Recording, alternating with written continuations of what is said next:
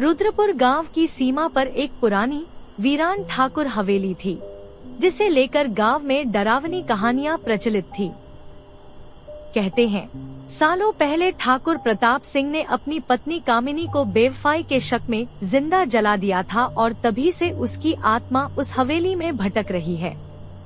गांव वाले हवेली के पास रात में जाने से डरते थे, क्योंकि हर अमावस्या को वहां से चीखें और सिसकियों की आवाजें आती थी।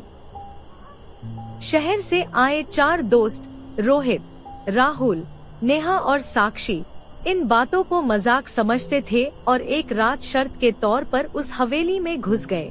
अंदर घुसते ही दरवाजा अपने आप बंद हो गया और हवेली का माहौल अचानक डरावना हो उठा, जैसे दीवारें भी कुछ कहना चाहती हों।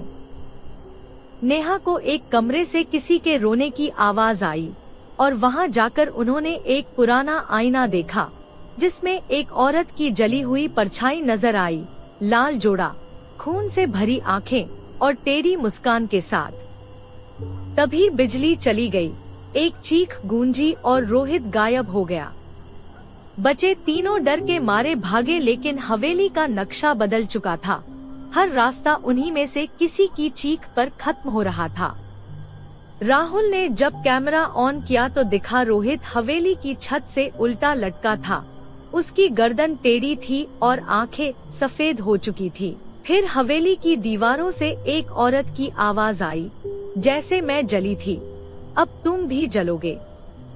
अगली सुबह गांव वालों को हवेली के बाहर सिर्फ 3 जली हुई लाशें मिली और एक पुराना कैमरा, जिसमें आखिरी रिकॉर्डिंग में वही आत्मा कैमरे की ओर देखकर कहती है, अब तुमने मुझे देख लिया है, अब तुम भी नहीं बचोगे।